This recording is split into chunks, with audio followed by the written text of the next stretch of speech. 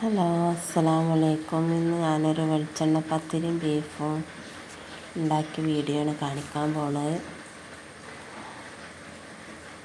അപ്പോൾ അതിക്ക് ആദ്യം വേണ്ടത് കുറച്ച് ചെറിയ ഉള്ളി, കുറച്ച് വെളുത്തുള്ളി, ഒരു പച്ചമുളക്. ഇനി അതൊന്ന് ചതക്കിയിട്ട് വരിക. ഒന്ന് ക്രഷ് ചെയ്താൽ മതി കേട്ടോ, മിക്സിയുടെ ജാറിലിട്ടിട്ട്.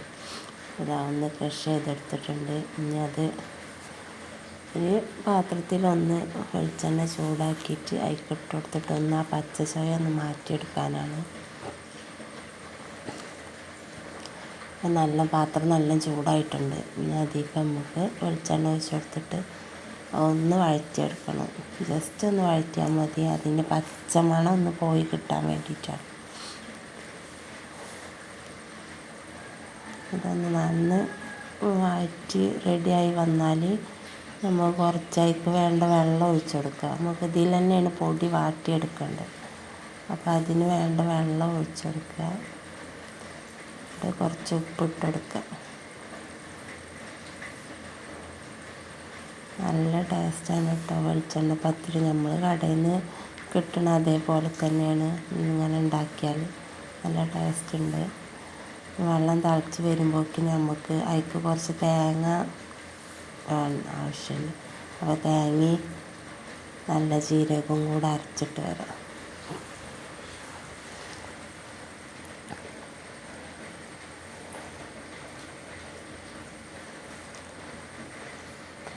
തേങ്ങയൊക്കെ നല്ല ജീരകവും തേങ്ങയും അരച്ച് വെച്ചിട്ടുണ്ട്. അപ്പോഴേക്കിന് വെള്ളം തിളച്ചിട്ടുണ്ടാവും. എല്ലാം വെട്ടി തിളച്ച് വരുന്നുണ്ട്. ഇനി അതിലേക്ക് നമുക്ക് ആവശ്യമുള്ള പൊടി ഇട്ട് കൊടുക്കാം. വെള്ളം അപ്പം അതിനനുസരിച്ച് എടുക്കണം കേട്ടോ. എത്ര പൊടി എടുത്ത് വെച്ചാൽ അതിനനുസരിച്ച് വെള്ളം എടുക്കുക. നമ്മൾ പത്തിരി പൊടി വാട്ടണ പോലെ വാട്ടിയതിൻ്റെ ശേഷം മൂടിയിട്ട് ഗ്യാസ് ഓഫാക്കി മൂടിയിട്ട് 2 മിനിറ്റ് വെക്കുക. 2 മിനിറ്റായി, കുഴപ്പമൊന്നുമില്ല. ഇനി നമുക്ക് ചാമ്പി എടുക്കാം. ചൂടോടെ തന്നെ ചാമ്പി എടുക്കണം. ജസ്റ്റ് ഒന്ന് ചാമ്പിയാൽ മതി. അല്ലാതെ നല്ല പത്തിരിക്ക് ചാമ്പണ പോലെ ചാമ്പൊന്നും വേണ്ട. അപ്പോൾ ചാമ്പണേക്ക് തന്നെ ഈ തേങ്ങ ചതച്ച് വെച്ചതും കുറച്ച് എള്ളും ഇട്ട് കൊടുക്കുക. ഇതുപോലെ ആയിട്ടുണ്ട്. ഇത് നമുക്ക് പരത്തിയെടുക്കണം.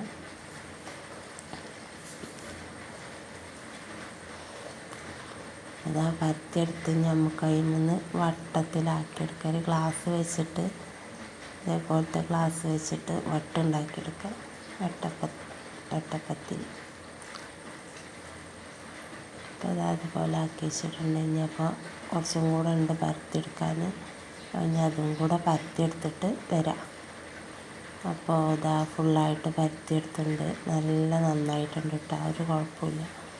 നമുക്ക് ചുട്ടെടുക്കാം. വെളിച്ചെണ്ണ ചൂടാക്കിയിട്ട്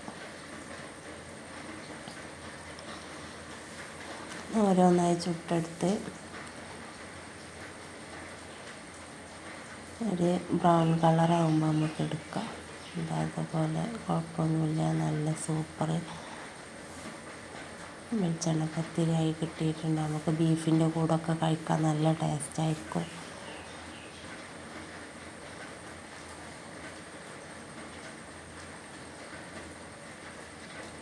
പത്തിരി ഉണ്ടാക്കുന്ന പണിയൊന്നുമില്ല, എളുപ്പം കഴിയും. അപ്പോൾ ബീഫും